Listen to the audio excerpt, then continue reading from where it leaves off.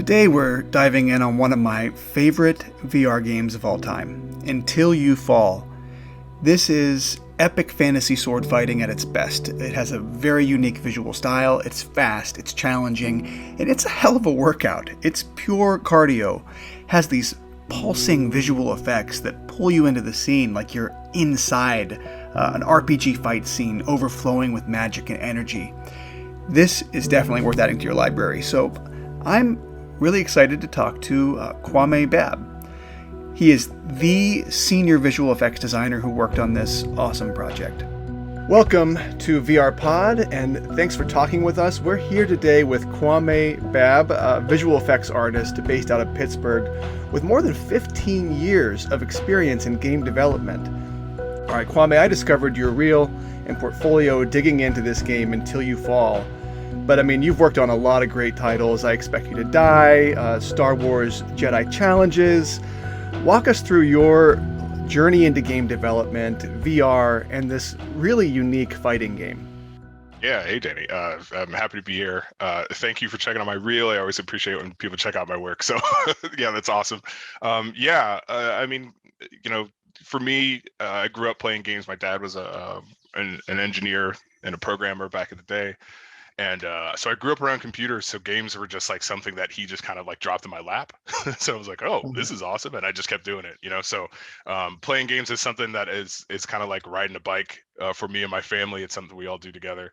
And it's something I always wanted to do as a kid. So I always wanted to do that. And I was I did art as a kid, into comic books, into video games, into just some of the classic stuff. My dad was very much into that, drafting and perspective and drawing and all that kind of stuff. So it was just kind of surrounded me.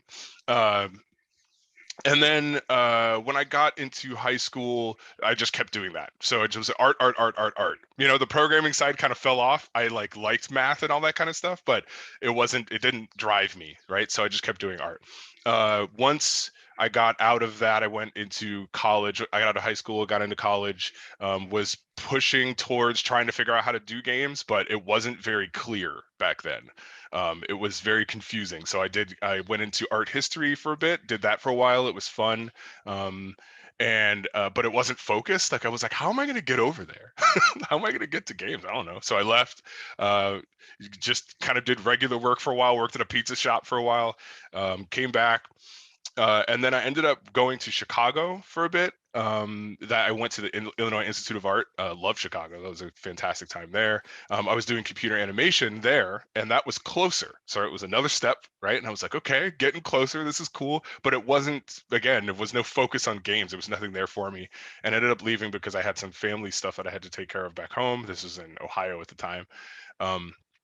And then ended up after some years finding Pittsburgh, where I am now.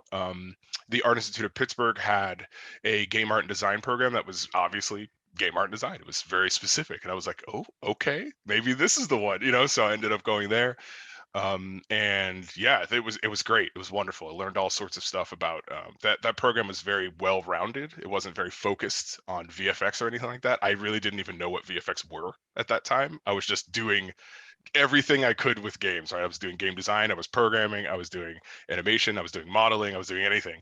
And then I got lucky because one of my professors was actually we have like a game development class at the Art Institute. There was a couple of them, and I was generally one of the people who liked to lead, because I liked all the different aspects of game development. So I would try to like kind of corral everybody. And one of my professors for that class was actually working at Shell Games at the time.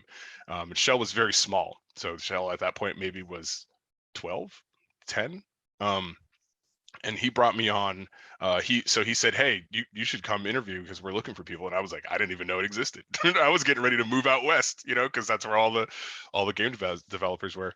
So I took that job. I interviewed. It went well. I took that job. I was like the 13th employee, and I've been there since. So within that, we've worked on a lot of stuff over the years at Shell, and I ended up finding VFX kind of a little bit in the middle.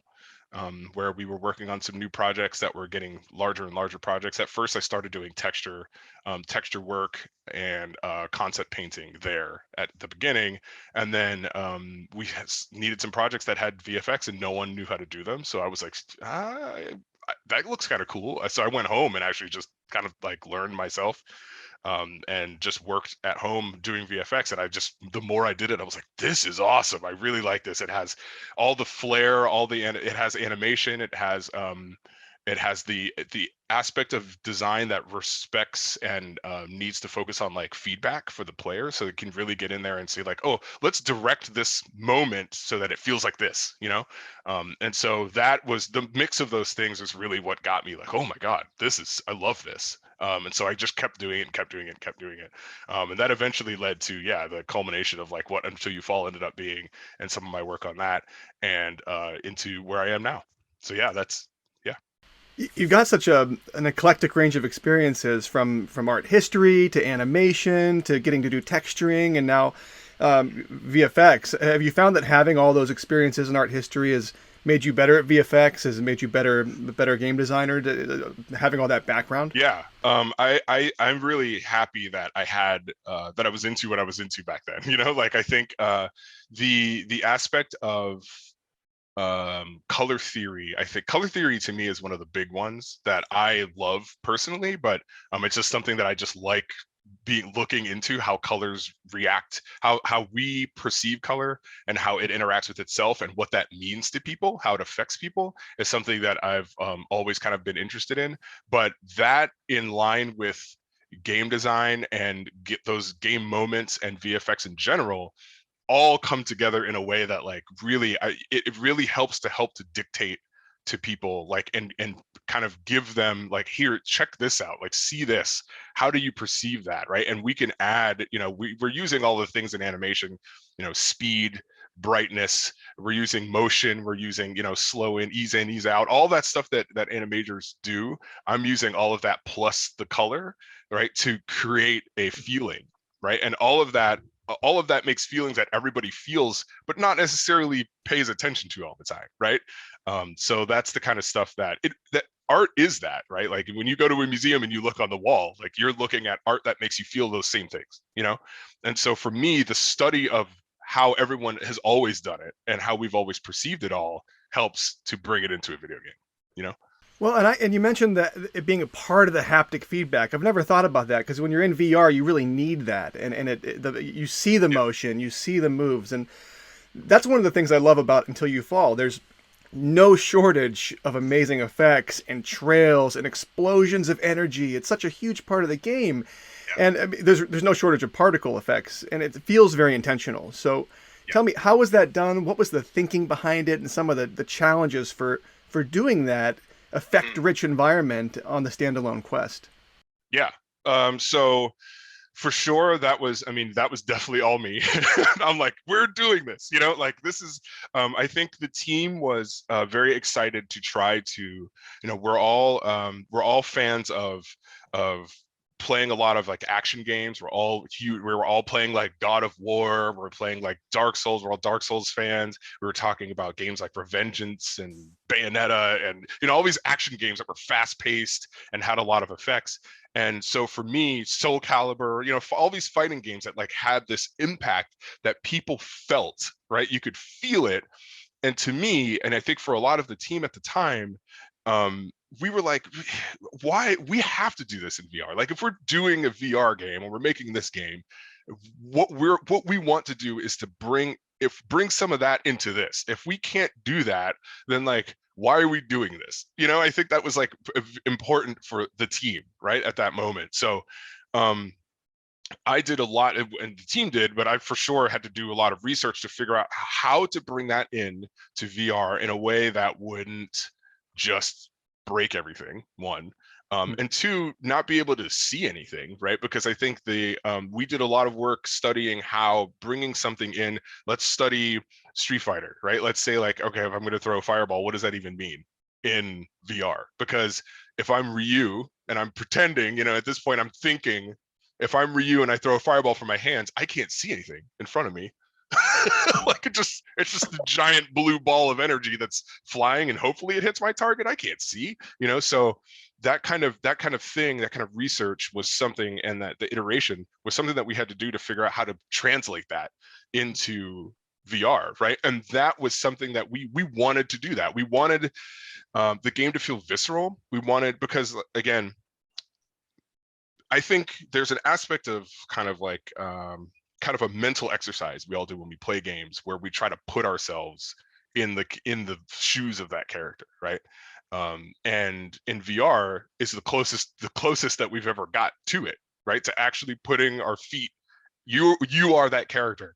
Not only are we actually, putting the sword in your hand and until you fall, but we're like, you look down, you see your body, right? This is my feet, right? I'm in the game, right? So the more we could do to make each swipe feel special, like you do when you're pressing X or square in a video game, that's what we were trying to bring over, that's and so a lot of work went into doing that. And it was important because I wanted the translation of those things is a kind of a translation of the experience, right? And that was what we were trying to emulate. We're trying to see, like, how can we bring this over? What do we need to do to bring it over and make everything feel super juicy, so that everything you do feels like, oh, I did it, and you feel like a hero.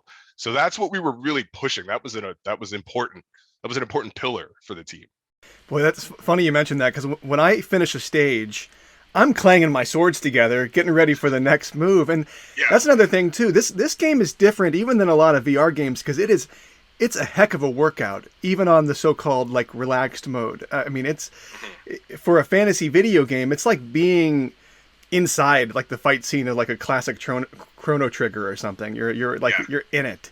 And you're expected to move. I mean, when you see, like, and I've been playing on the intense more, you see the arrows, you're like, I gotta get down, I gotta slide. And Yep. so I play it like we just finished the kid's basement. I just play down there all the time. I clear out everything and I make the space.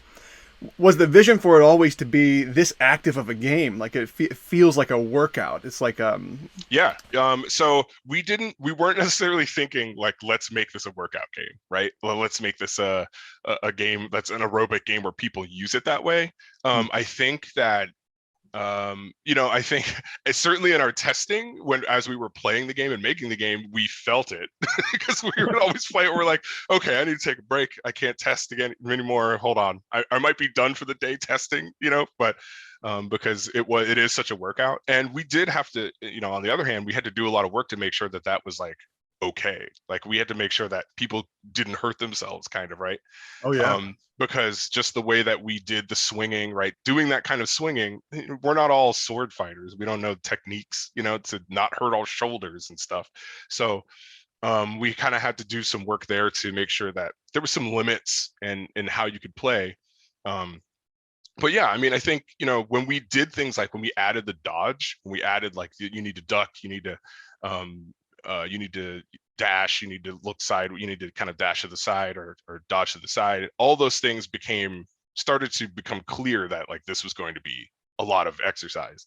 And I think the nature of the kind of game it is, like the kind of roguelite, allows it to be played in short spurts, right? You don't have to, you can do like part of a run, and even if you die, it's okay. Like you can come back. You're still kind of gaining ether. Like it's cool. And so the idea behind the whole thing was playing in short spurts is good. You're going to get that exercise. It's okay. Take breaks. I think we even put like, be careful of your, environment like in the beginning with the cat, right? So, so we understood that. I mean, we could see that in testing, and I think a lot of us, I know I'm very happy that it became that. Like a lot of people use it for that kind of for like an exercise regimen, which is amazing to me. Like that's super cool. Not something that we were going in saying like, this is what it's going to be used for, but it definitely wasn't like that. But I think we're happy that it is, Well, that's great. This is another game too that I think is really going to benefit from some of the changes in technology. Like there's times I'm playing this game where I can't wait to have a little more peripheral vision when I'm getting attacked on two sides. And I'll be honest, when I first picked it up, I was like, I just died 4 times. Nope. Yep. But when you stick with this game, it's like playing the old Mega Man games where you keep getting a little farther each time, and it's immensely rewarding when you do, because then you're anticipating the patterns and the movements of the enemies, and you're just trying to calm your breathing a little bit when they do start to overwhelm you. It's just a very Yeah. clever game. I gotta ask, can you beat this game on intense difficulty setting? Did you No. do? Yeah, it's a No. tough No. game. Yeah. Yeah. Oh no, Yeah. it's super hard. And like I'll be real, I didn't play it enough at that level to do it, to beat it at that level, right? Like for me it was like, because obviously you craft it, you play it all the time all the way up, right? So the kind of like the work that it takes and the effort that it takes to play at that level repeatedly, I just never did it, you know. So yeah, no, absolutely not. The players are much better than me at the game. Yeah. Well, and you're on the community Discord. It seems like there's a lot of strategy going on. People saying, "Here's what you do when you get surrounded." Like, has it been fun to watch people engage with the game in that way and come up with like all kinds of different ways to play it? Yes, I mean, to me, it's a dream, right? Like it's the kind of thing. Like this was for me. This was one of the first games. This was one of my loves. Like I love this game. Loved making it, and I love watching people play it. And the people, you know, the community has been just wonderful. There's some really diehard people in the community that have been there from like really early, from the beginning when we first started the Discord. So like it's really really it was a dream to watch them pontificate about like, how should I do this, and you know, and I'm sitting there going like, don't do that, you know, but then they go, oh, you did it, I didn't think you could do that like that, you know. So it's absolutely wonderful to watch players play the game and talk about it and be so passionate about it. Like there's a group that does multiplayer runs, right, which is like multiplayer is not in this game, right, but they just stream at the same time, and then they stream at the same time, they get in calls and they stream together, and then when they finish a room they kind of stop and they like say, okay, we're done, and then they go in together and then they do the next room, and I'm like, this is the best thing ever. Like just watching it happen is brilliant. Like it's like, this is so awesome that they have kind of like innovated in this way to do this thing together. That is something that, again, you know, I think probably anybody that develops a single player game that people can, I mean, one, I think you want this, but when people see that multiplayer could be cool, they like want it, right? Immediately they're like, oh yeah, can we get multiplayer? And it's like, whoa, that is like so hard to do. Multiplayer is very hard to do. So probably not, but to see people find a way to do it, amazing. Just amazing. Well, how fun being in the room and on the seeing this game hit the drawing board, watching it go from concept to completion. Taking a step back, paint that picture for us. What's it like working on a team like this, coming up with ideas for a game, being a senior visual effects artist? What's it like What's the collaboration like, and there's just the whole team atmosphere? Yeah. So this team, you know, had been together for a bit at that moment when we started to develop Until You Fall. At Shell, when I was there, there wasn't as many. This doesn't happen as often, right? Because it's a big group of people that work on a lot of little projects, right? So sometimes like your team gets split and you'll be moving around, right?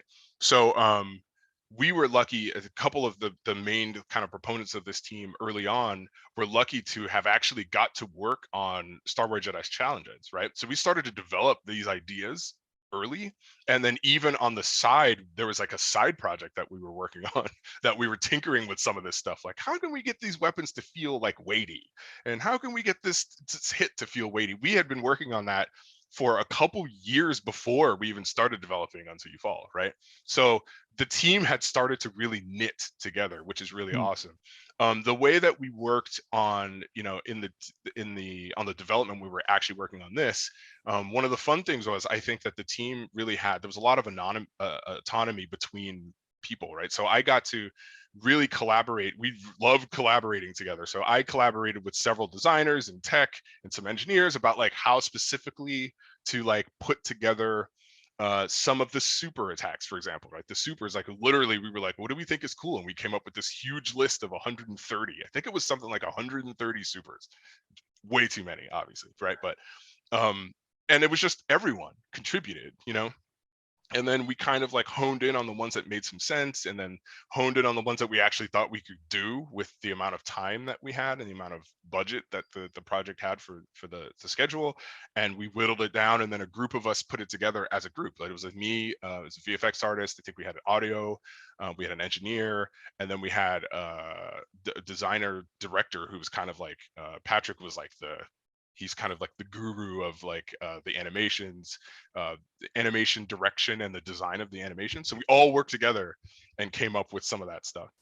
There was a lot of times when things like, for example, Patrick, again, the kind of like design, director, was working with, the animator to figure out how to time the enemy attacks. Like, oh no, we want this one to be a little bit quicker. And then we ended up actually, those two connections, the animator working with the designer, could kind of go back and forth a little too much, right? Because it's like, oh no, tweak that. Oh, let's tweak that a little faster, a little slower. So we actually ended up coming up with a tool, and just using it in Unity to be able to actually just tweak it with numbers, right? Just tweak the time a little bit, and the animator going, all right, that's cool, I'll let that that works, because obviously the artists we want everything the way that we kind of see it. But there was a ton of collaboration, and I think this, because the team was so small early on, it really was a collaboration of like everybody's vision of what this thing could be, and us figuring out how to package it all together in a way that worked.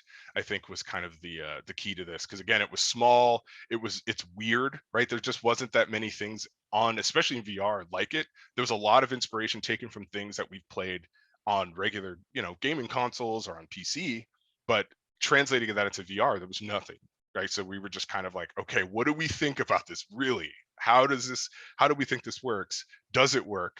There was a lot of stuff we cut. There was a lot of stuff we were like, that we just can't do that right now. We can't fit that in. So we collaborated every day, all the time. And we were constantly allowed to. I never felt like I was in my art, my little art center over there just doing art. It was always us watching each other and paying attention. So yeah. Well, Kwame, tell me, what are you working on now? What projects are on your horizon that you can talk about? Yeah. And if not, what do you want to be working on? What's Yeah. on your trajectory? So yeah, I definitely can't talk about what I'm working on now. But unfortunately, but I mean, it's definitely awesome. It's bombastic. It's got a lot of VFX. It's fun. It's got a lot of elements in it, colors. Like it's a lot of stuff that it's exciting for me. I can't wait till I can talk about it. But so I mean, I think for me, what I want to be working on, I'll be real. Until You Fall was a kind of a tent pole for me, right? It was a project that was like, oh man, if I get to be able to create with a group like that, a team like that has that kind of vision, that kind of energy, like I want to be able to repeat that, right? And it's not necessarily saying I want to make Until You Fall 2 or whatever. It's just that kind of development space, right? That kind of creative group, was just absolutely wonderful. And I hope that people can feel that in Until You Fall. But that is what I like, finding that space again, is definitely something that I want to do again. So something, a unique game that's got a lot of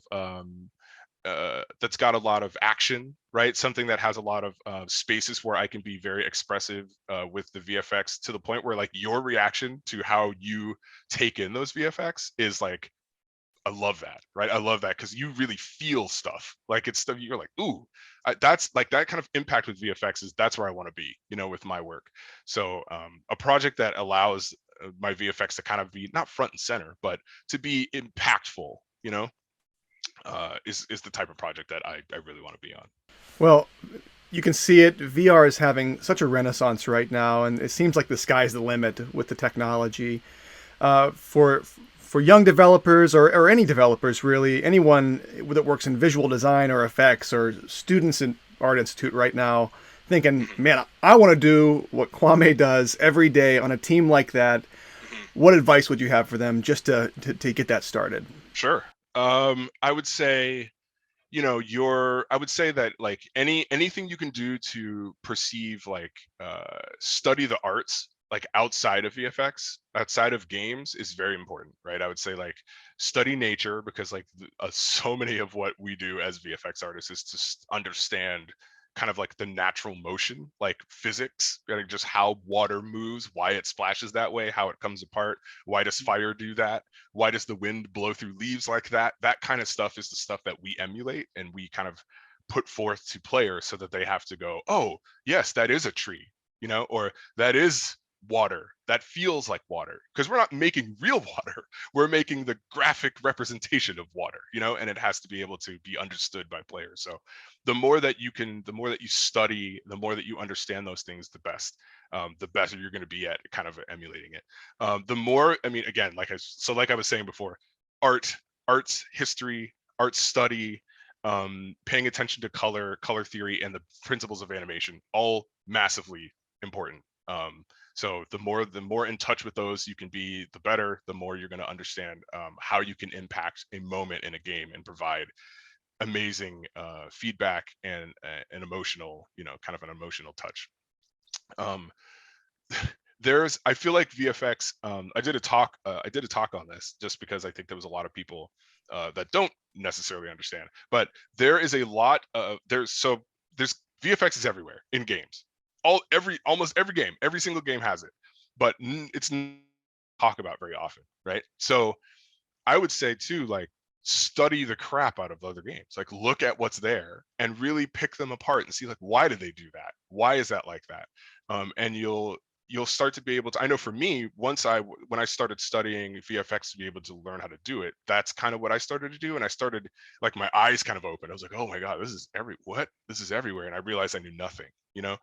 So I think for people learning to start to do it now, like, it's out there. Like, it's go study the games that are there, and you'll see and you'll learn lots of reasons why someone might have did something, and then you'll start to be on a path of learning at that point.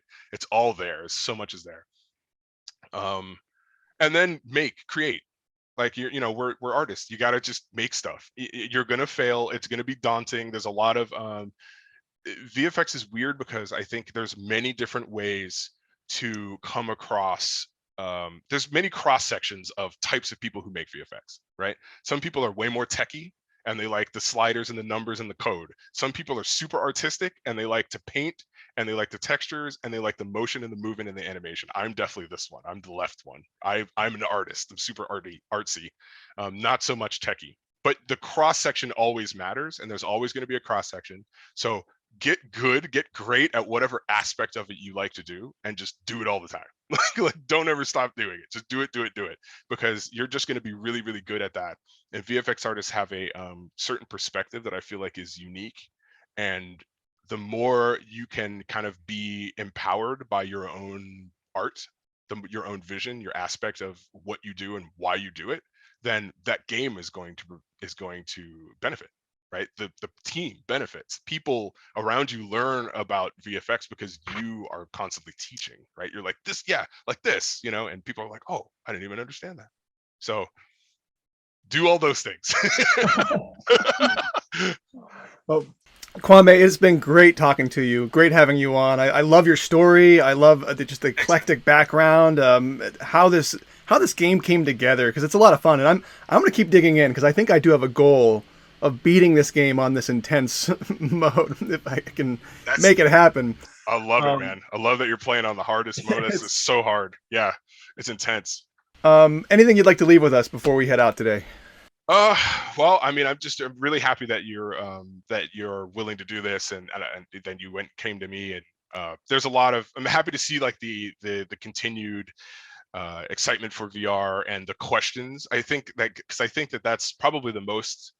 One of the most awesome things about it is that there's so many people who are, like, really, like, not skeptical, but they're like, what is this? And they go deep. Like, VR enthusiasts go really deep into figuring out, like, what we're actually doing. And I really appreciate that, because I think that it leads to conversations like this, right? That are like, let's talk about the game, how you made that, why you made it, and how it's important in what this platform is. And I think that kind of conversation just deepens our understanding wholly about VR and why we're doing it, why people are doing it. So I really love that. So, like, let's keep talking like this. This kind of conversation is fantastic.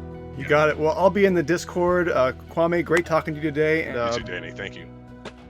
Awesome. This has been VR Pod, the virtual reality podcast. Again, if you have any feedback, send a note to Danny at vrpod.net. Be sure to subscribe, and we'll talk to you next week.